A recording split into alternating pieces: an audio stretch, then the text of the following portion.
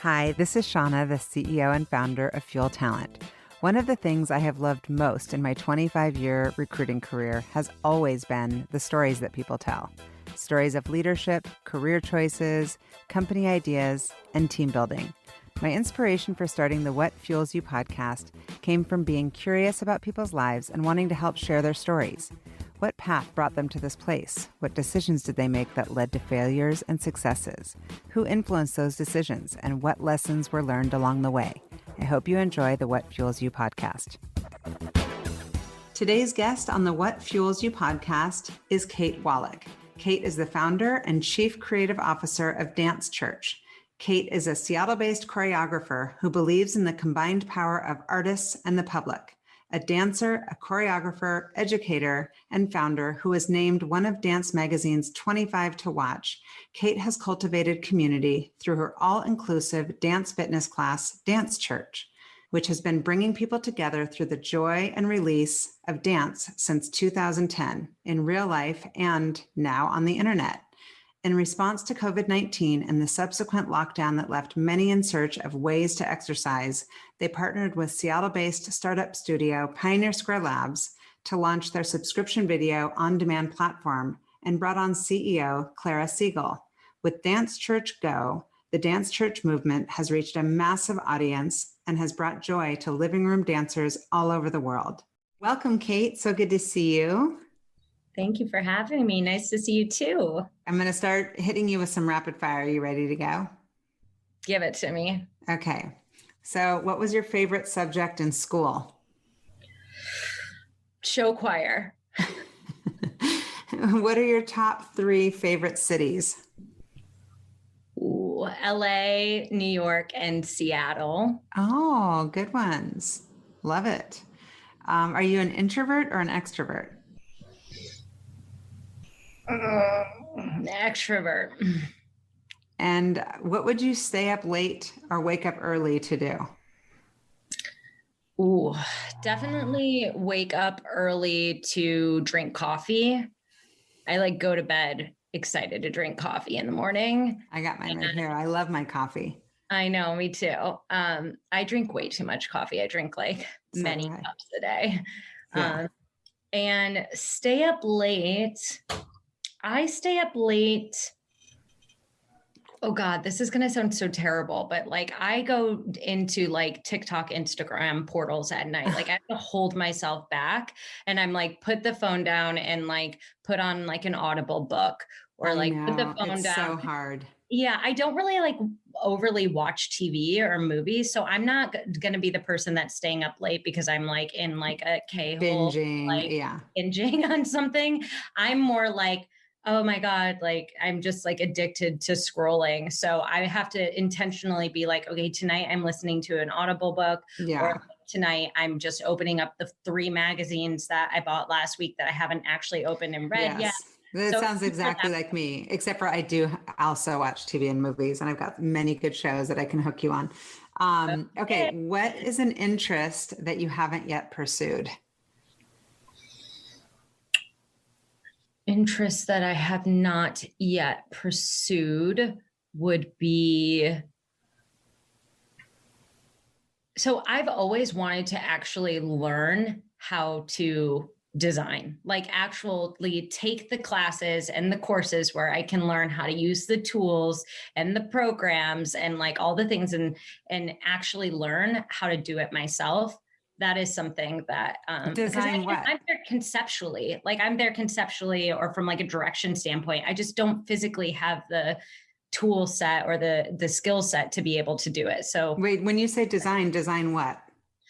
Graphic design. Oh, like web design and that type of stuff. Yeah. Even Photoshop, just simple things like InDesign and Photoshop. I would love to actually learn how to do that. When I have all the time to take a course.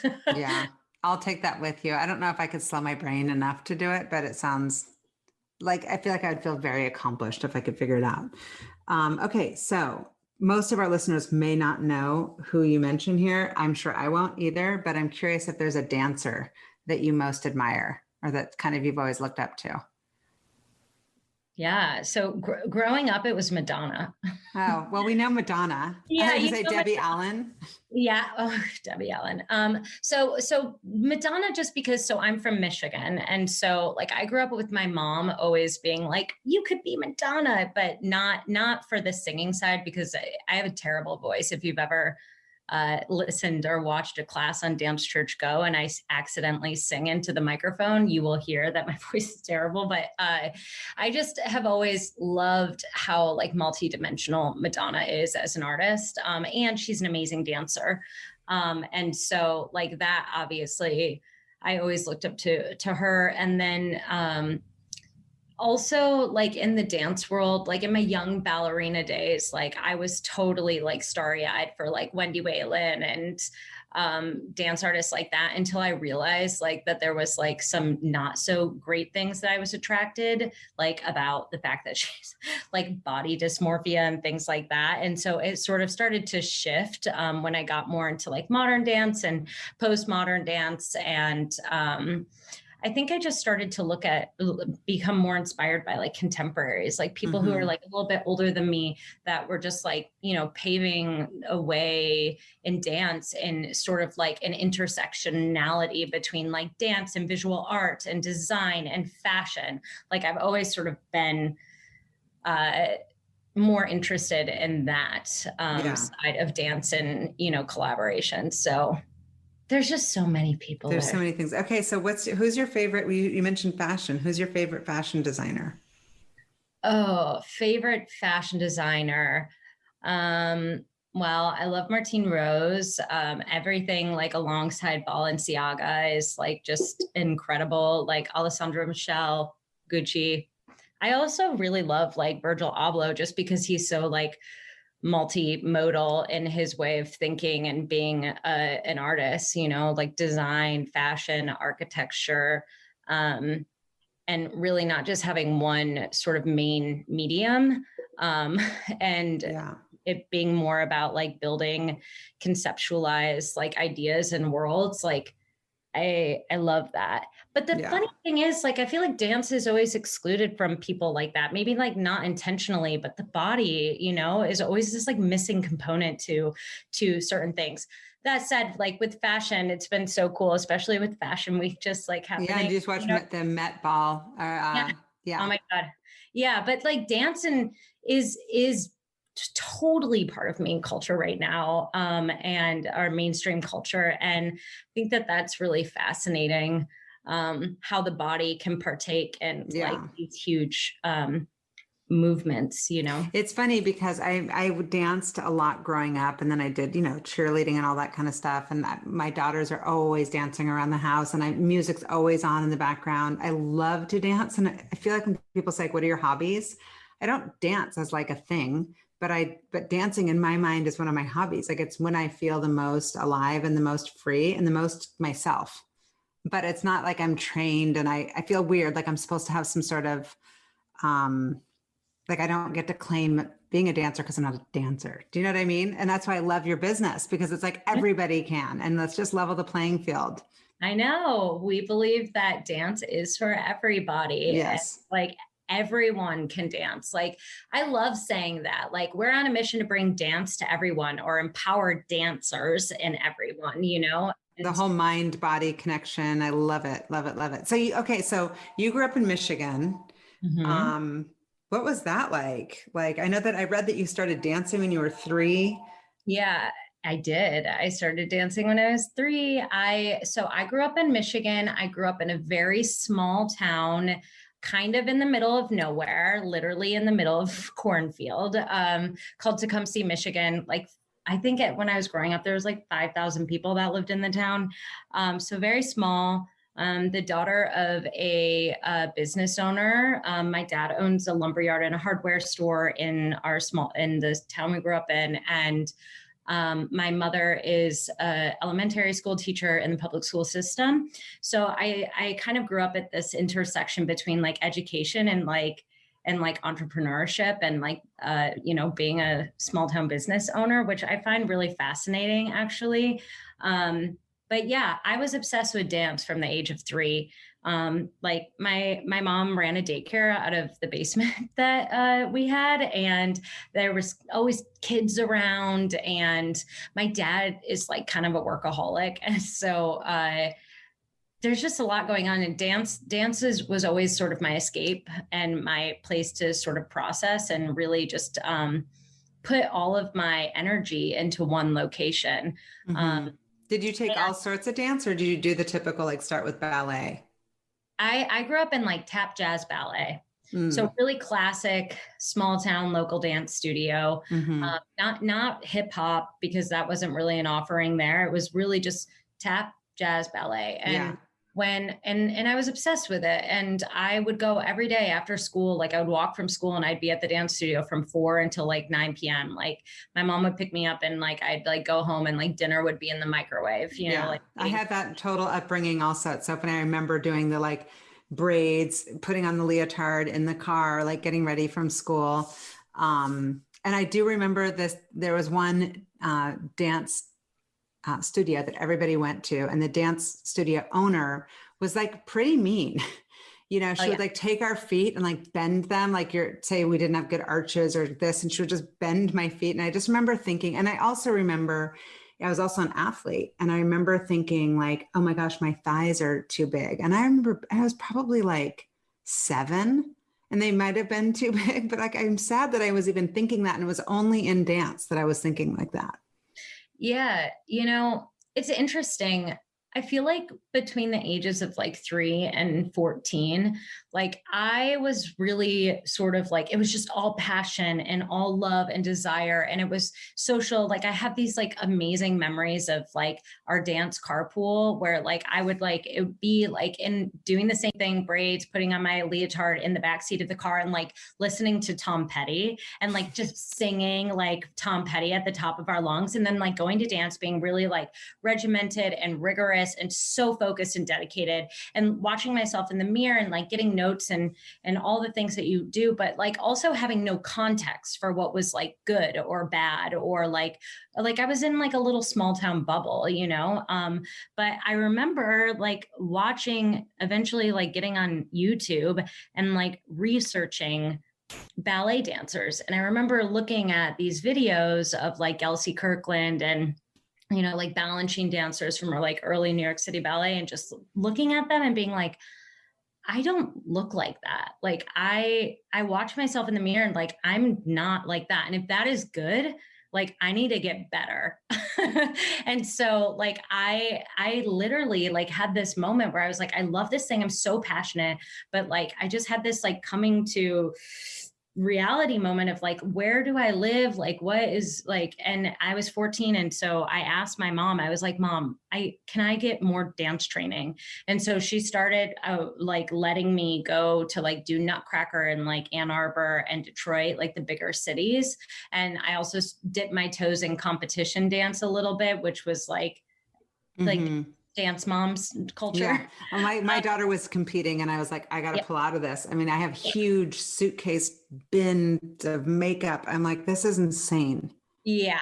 And that totally did not resonate with me. That didn't exist when we were younger. I mean, I think I'm older than you, but I don't remember that vibe when I was younger, where there's like caked on makeup and this whole, I remember doing like little things at Seattle Center, and I don't remember it being so produced. Oh yeah. I mean, you can totally see how like that culture is just like totally gone straight into like TikTok culture, Oh, completely. It's Yes.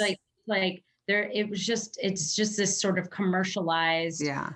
sort of version Like of everything else, right? I mean, like yeah. everything else for our kids these days. And so, Yeah. are there any friends that you danced with that have also kind of pursued it and made a career out of it?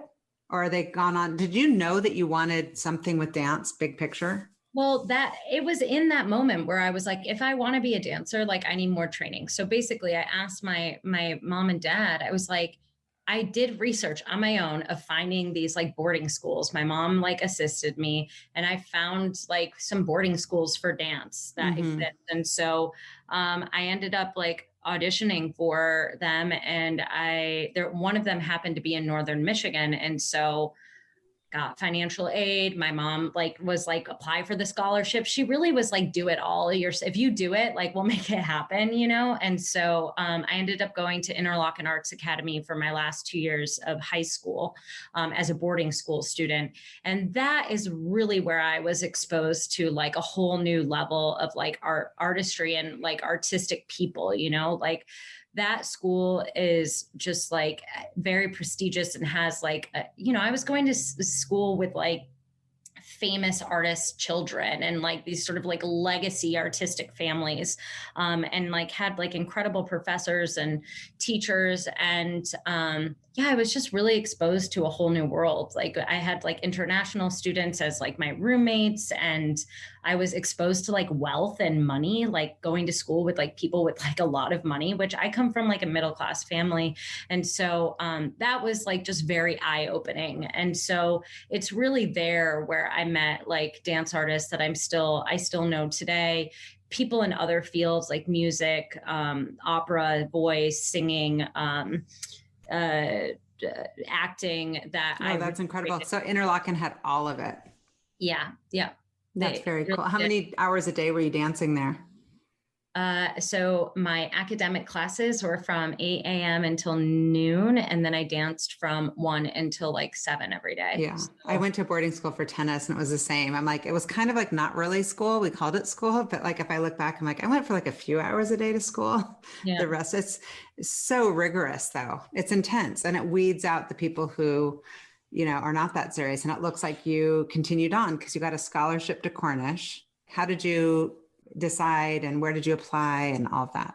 Yeah. So it's funny because like I have so many mixed thoughts about like education and like training, especially in a field that like 1% of people actually who enter the field of dance get jobs. And like, this is like bigger picture thinking of like where I've taken dance church and stuff, but like I have a lot of feelings about that. And so, and I was very fortunate and privileged to be able to like get the resources and, you know, have the parents that like encouraged me to be able to go to a school and get that training. But I really wanted to be a ballet dancer. And like, if you want to be a ballet dancer, like you have to like go to like a Pacific Northwest Ballet or a School of American Ballet. Like that is the pipeline, you know? And so I kind of missed that opportunity, you know, because I did go to this more sort of holistic school.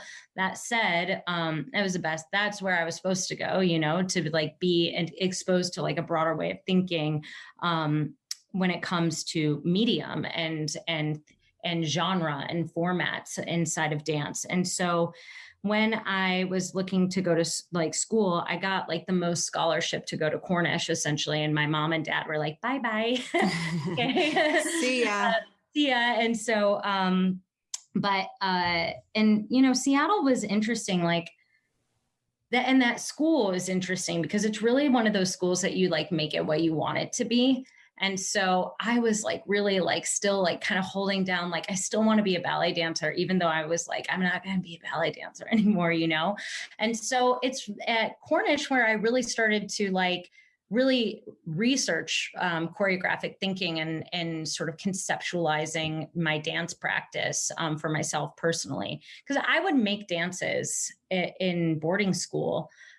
Like I would be that dancer that was just like in the dance studio every night from like 6 to 9 p.m. Like I still, after like I'm like doing my like dance tech job all day, like I go to the studio from like 5 to 10 p.m. at night, you know, and make dances because that's what you do as a dancer and a choreographer. Mm-hmm. So, but in Seattle and like when I went to Cornish, like I realized that like ballet was not going to happen for me. And so that's when I started to like research my own movement language and really started to disassociate with like ballet as a form and started to find my own sort of like gestural and sort of movement language for what it was that I was going through, which was kind of like grief around like a career that I wish that I had, or like and so dance and choreography really became a place of like processing for me. Wow. Also in my like family life, there was some things that were going on that I was like with my family that I kind of needed to process. And like I would process through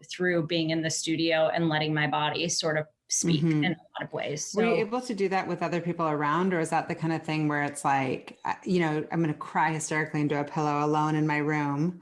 Like mhm. I've heard a lot of people, and I understand that the mind-body connection through dance.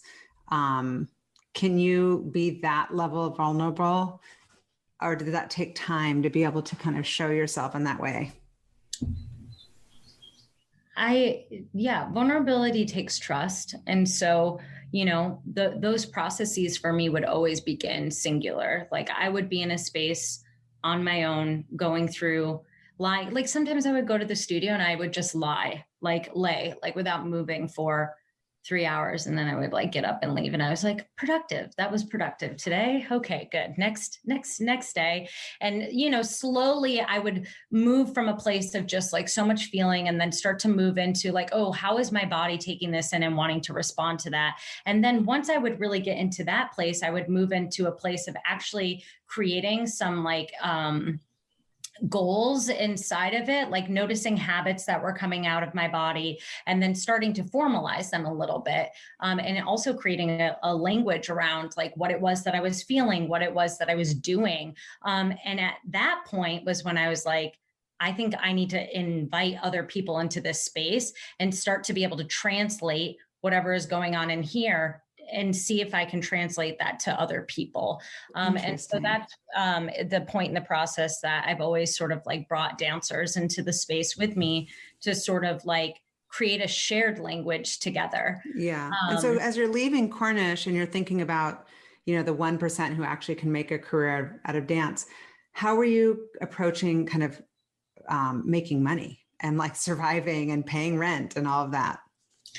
Well, that's the interesting thing about being an artist in the art world. So I didn't have money. I had like I had like emotional support from my family, which is more than a lot of people have, but as an artist, but like I was not, I had to get a job. And so like I was working at a coffee shop and I had this moment, like there was two choreographers that I was like interning with, and they were both unpaid. But I remember like one of the choreographers like got this opportunity at like a pretty prestigious like dance venue on the East Coast, and they wanted me to like go to the residency with them. And they asked me to like pay for my plane ticket to like go to go with them. And I just remember being like, they're like, oh, like there's just no money here. Like there's no money. Like the government like is not supporting the arts in a big enough way. And it's not the choreographer's fault. Like they don't have money either. They're just trying to make their work, and their work involves like having people in the work. And it was just this moment for me where I was like, oh my God, I got to figure this out because like I have to pay my rent. So I ended up just sort of like staying in Seattle, and because I couldn't leave, like I didn't have money to like go get on a plane and like go on a big European dance tour or something to try to get a job in like one of the big like European dance companies that actually do have government funding. So I started working at a coffee shop, and I started nannying, and I started sort of doing like personal assistant work. But I actually think that those were like pivotal things, or like jobs in my life that actually taught me so much and in the bigger picture. Like I was a personal assistant for a VP at Microsoft. I was a nanny for a family that like actually really supported my dance career as it was developing. And like when I was working at that coffee shop, it was inside of an art gallery, and I just met so many people in different fields, and got to give you a lot of exposure and opened your eyes up. Opened my eyes to just like the world outside of dance, which was really important in the bigger picture of things. And at the same time, I was in the studio crying, journaling, processing, and eventually inviting dancers in. And I had a really incredible mentor who's still my mentor today, named Tanya Lockyer at the time. Or not at the time, that is still her name. But at the time she was like, you should just like make work, like just be here. You love making dances, like just spend time making work. And she really just supported me during that time. Like she gave me the keys to a dance studio that she was a co-op member of. And eventually she became the artistic director of an arts org in Seattle, and was one of the first like curators that I really started to work with. And that organization commissioned my first evening length work. So she was a really pivotal person in my career, and empowering, like going beyond the norm. Like says you can't be a choreographer when you're 21, you know? So beyond like mentoring you, it's almost like she sponsored you and helped you get to this place. Yeah, she definitely helped me a lot. And even if it was just through, you know, a support system of like, yeah, it's interesting. The dance world is toxic, or can be toxic, you know? Like your win is my loss versus like we all rise together.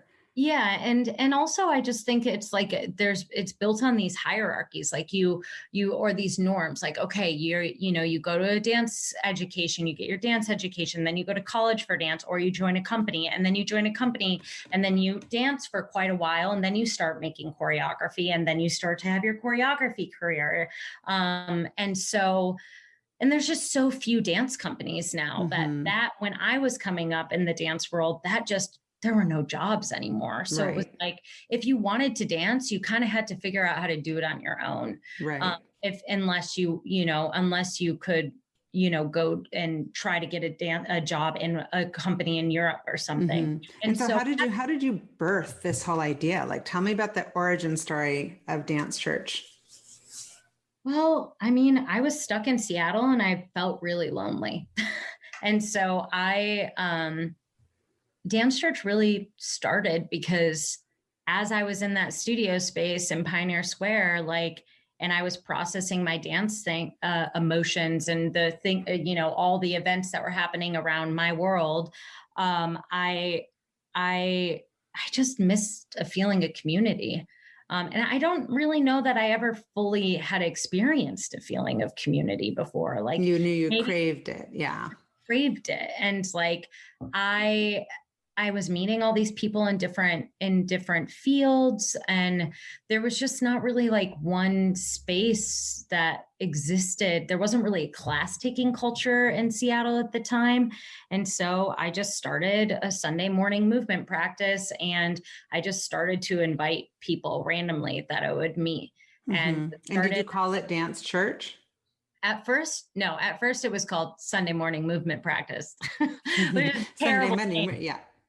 Terrible name, but eventually, like, it was on Sunday mornings, and eventually people started to come, and it wasn't like a lot of people. It was like, 5 people a week, 7 people a week, 12 people a week. But after class, we would go downstairs. There's like a little restaurant underneath, and we would go downstairs and we would have brunch together and share some food and a coffee after class. And it just kind of became a ritual. And the students were like, oh my God, this is like our church. This is our dance church. And so really it was like the takers that kind of, I love it, coined the term. Yeah. And it was really powerful. And then eventually it grew, and we ended up moving it up to Velocity Dance Center on Capitol Hill, which no longer exists, or at least that space doesn't exist. But that was kind of like the origin of it. And, and its height, like, tell me about the business right before the pandemic hit. Where was the business in like January 2020?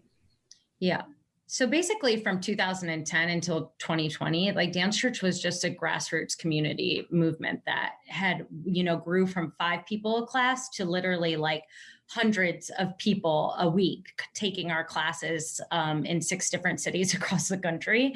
Because what was happening was that as my dance career was growing and I was meeting more dancers, like I started to have to scale myself in some ways. Like, I was teaching classes in Seattle every single Sunday, but then I got an opportunity to like go do a commission in a different city. And I was like, who's going to teach Dance Church, So I had to sort of like, find a way to codify what it was that I was doing and teach it to other dancers. And so I started to do that, and the same community would keep coming to the classes no matter what the teachers. And so I started to like go through the learning curves of like how to train people, but it was really analogous to like my training dancers and working with dancers in my dance company. You know, it was like giving notes and like taking their classes and starting to sort of like really pull it together. And so yeah, eventually those teachers started to want to get trained as well. And so I started to train teachers in LA and New York and Seattle. And yeah, it just really blossomed in a That's really incredible. And beautiful how way. much was it? Like, how were you making money? We were making money because classes were $15 a person. Yeah. And in all of those cities. And but I have to say, like the back end of everything was, it was still super grassroots. Like grassroots is the best way to say it, because like I am not a business person. I didn't go to business school, you know, but I am the daughter of a small town business owner. And also like I knew how to get people to come to my shows, you know, Yeah. like I was like, oh, this is this sort of like ephemeral dance idea. How are we going to translate that to the world and show them what this means? So I started to collaborate with photographers and designers and people who could help bring together a visual language for the ephemeral, which is dance, in almost like a marketing way as well. And so, so that's kind of how Dance Church grew from over those 10 years. But then COVID hit, and literally overnight, everything shut down. Like just And so tell me about how that impacted the business and what did you do to get through it? Well, you know, between 2015 and 2020, like I had really built a strong community in Seattle, and that community was like multi-dimensional in terms of like what they were doing in their careers. So I knew designers, I knew people in tech, I knew people in fashion and just in all different types of industries. And so when COVID hit and everything had to shut down, like I had really dear friends who worked in tech and internet and design. And I had built a board through the nonprofit org that I founded in 2016. And I was like, well, what's going to happen? And so I activated that community, and basically overnight we were able to launch Dance Church Go. And in like a very MVP way. So like, we're going to live stream this thing. And we did that. And in 2 days, it was like me, Al Mandeli, who is like an experienced designer, and a studio in New York called Collect, two designers, Andrew JS and Joshua Tuscan. He's more like an engineer, and Andrew is a graphic designer. And so we kind of put together this like super MVP thing. And then me and Thomas and Lobby, who are sort of main Dance Church people, we were like, how is this going to translate? Like, what's the experience going to be through camera? And so, yeah, it just really was like, it almost felt like this like really quick creation that just So like, Dance Church Go, what is it exactly? And how do people, if they're listening and they want to, it's like a Tuesday afternoon and I'm just like, I'm in the mood to dance. yeah. Is it on demand or is it on a schedule? So now it's on demand. So Dance Church Go was originally birthed as a live stream version of our in-person Dance Church classes. So it would be like, you would show up to dancechurch.com every Sunday and you can watch a live stream class. It's pay what you can. And you get to take a online dance movement fitness experience. And it's streamed every Sunday. Throughout 2020, things just got, oh my God, it was like all of a sudden, it was like, oh my God, do I have a dance company or do I have a tech something? Like, I don't know what this is, but this is not what it was, you know? Yeah. And so through that process, like, I just realized that like COVID wasn't going away. It was not just going to disappear. And so, and the thing that I created for 10 years was a bunch of people in a dance studio sweating together, Right. you know? Not so safe. Not, yeah, exactly. Not so COVID friendly. So I was just like, knowing that we got like all this sort of viral success overnight, like there was some classes that up to 10,000 people were streaming our Sunday morning classes. And so, but we needed institutionalized and like infrastructural help in order to really support this thing. Like we were all drowning, small team, you know? And so like at that moment, that's when I was like, we need more help. And so I reached out to Pioneer Square Labs, which is a startup studio and like a venture arm. I've had three. I've had Julie on this podcast. I've had Greg and I've had Ben. Really? Yeah, they've all been on the pod. I love them all. They're all amazing. Yes, that I know them all very well. So I reached out to them because they're tech people and was like, we need help. And so we partnered with Pioneer Square Labs to really build out this sort of infrastructure for Dance Church as a business in this sort of hybrid space between like in-person classes and online. And with them, we worked together to launch the Dance Church Go platform that sort of has like a subscription video on demand service. So they really created the business model with Dance Church to grow and scale Dance Church. So now when you go on Dance Church, you have to go in and you have to like make an account, and it's basically membership based. And then you can either have like a subscription or you can just, you know, take the Sunday live classes. And since we've partnered with Pioneer Square Labs, like we've even done more work. Like we've built out a whole back-end registration system for like our in-person classes as well. And the best part of everything is that we brought on a CEO. So yeah, you're like, I get to stay in the lane where I thrive, and I get to let somebody else go in that lane where they're looking at the P&L. And yeah, that, I mean, and that really has been the biggest shift from like what Dance Church was to what it is now. Is like Dance Church was always a business, I guess, but that's not what it felt like. You know, it was like a movement. And and now Dance Church still is a community movement, but it's really being supported and has the resources that it needs to really support the teachers and support the artists and support the creative and the experience in the community. And so bringing on Clara Siegel, who is our CEO, has been a life-changing. What's her background? What's Clara's background? Well, Clara is brilliant, and she her background is that she has a theoretical math degree from Reed College, and she went to Stanford GSB. And she's really built her career in tech. So she's worked at Amazon, Microsoft, and Tableau. And like before she came to Dance Church, she was at Facebook. And, you know, I think her expertise is really systems and structures and scale. And so she worked on the Facebook Rooms product and sort of was like a part of building that product to be like second in the space next to Twitch. She is incredible. So it's been really amazing to have her on the team. And I will be writing a book someday, and it's called Why I'm Not a CEO. You know what? I think it's good to know where you belong and what lane you should be playing in. You're clearly passionate and creative and have amazing leadership skills. You've been able to build this awesome community. You should very much be proud of that.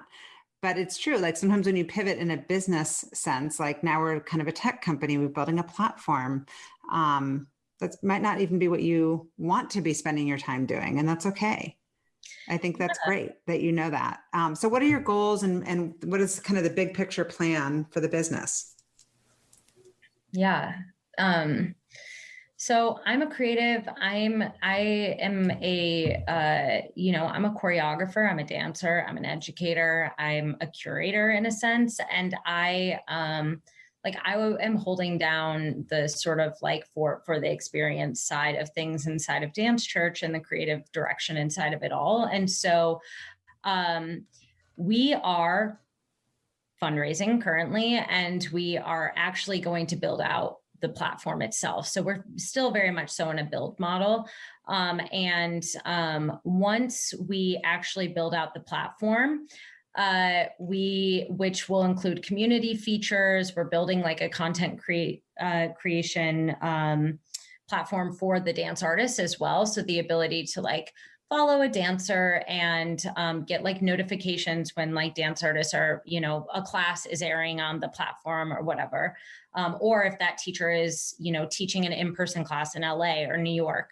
So all of that is very much so in beta right now. And so we are going to continue to build that out. But, you know, it's our vision to bring dance to everybody. And so like right now, technically Dance Church is geo-gated to the United States. So like we see that going, you know, and really stand by the belief that dance is universal and dance is global. Oh, 100%. Yeah. And so there are a lot of complexities inside of the tech side of things, specifically with like music licensing. And so in the music industry, so there's a lot of problems that we're in the middle of solving and like I'm working on and finding innovative ways of solving those problems.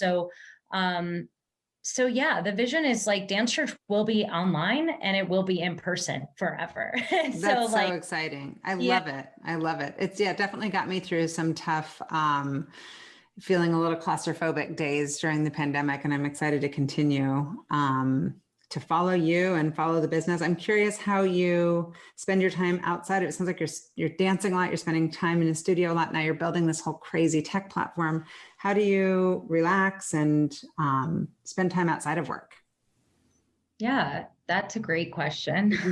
A hard balance, as any founder would tell you.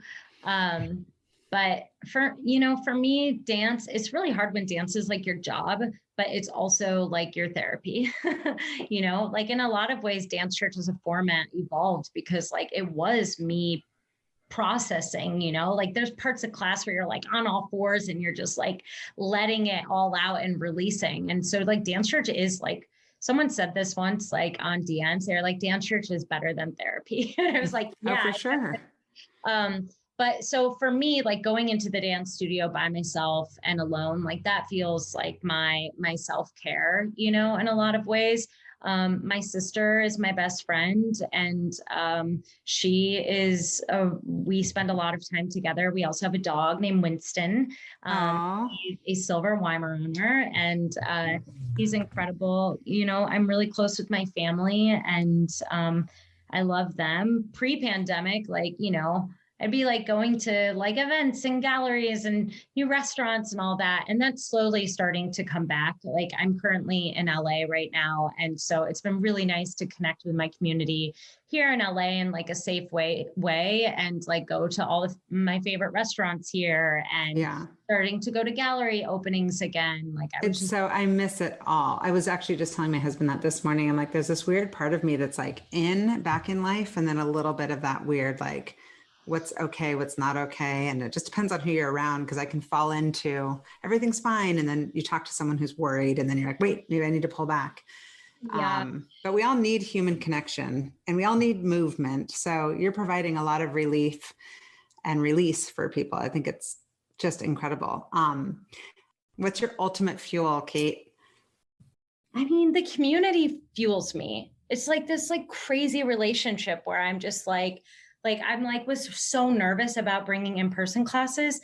And then I thought about the community and I thought about all this like energy that we cultivate together. And I'm like, I miss that. Like, I need that. Like, I need the community and they need this and they need me, you know, as their guide. And so like the community fuels me but like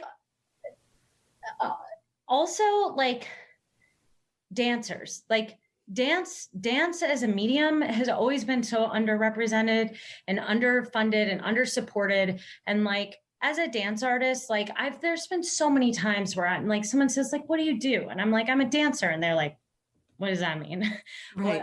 What kind of dancer are you? Or like, someone says like, what's going on in your life? And I'm like trying to talk to them about like my show and my art. And there's just like, there's a cult, like there's not an understanding of what that is. And so it's been like my personal artistic manifesto to be like, how do we have dancers be seen and heard inside of the world and the community, so that a dancer is walking down the street and people are seeing that dancer and like looking at that dancer and respecting that dancer and understanding their value in life and in culture. Like that's my personal mission, is like to like actually prove the value and the worth of dance artists. I, for one, 100% see all dancers. It's my number one when anybody has asked me on anything, like, what would you do if you weren't doing this? I was like, when I was little, I wanted to be a solid gold dancer. Like, I love dance. I am obsessed with watching dance. And I think that that's the coolest thing that's happening like culturally right now. Like, it says something that like when the entire world shut down during COVID, the whole world turned to dance, because dance is joy, and dance like is a space in your body for you to, heal and to come together and to laugh and to just like experience so much. And so I think like that really motivates me inside of the world that we're in today, seeing tech just everywhere, and seeing this sort of like analog culture, which is dance, right, in the body, being able to sort of exist in like a bigger picture way and to be able to sort of like cross into that sphere. Thank you for listening to the What Fuels You podcast. Be sure to subscribe, rate, and review on iTunes, Google Podcasts, or Spotify, and follow us on social media to keep up with the latest news and episodes. You can also contact us at podcast@fueltalent.com to provide feedback, ask questions, and share topics or guests you would like us to cover in the future. We hope you feel inspired by our guests and that we have helped fuel your day. Join us next time for another episode of What Fuels You.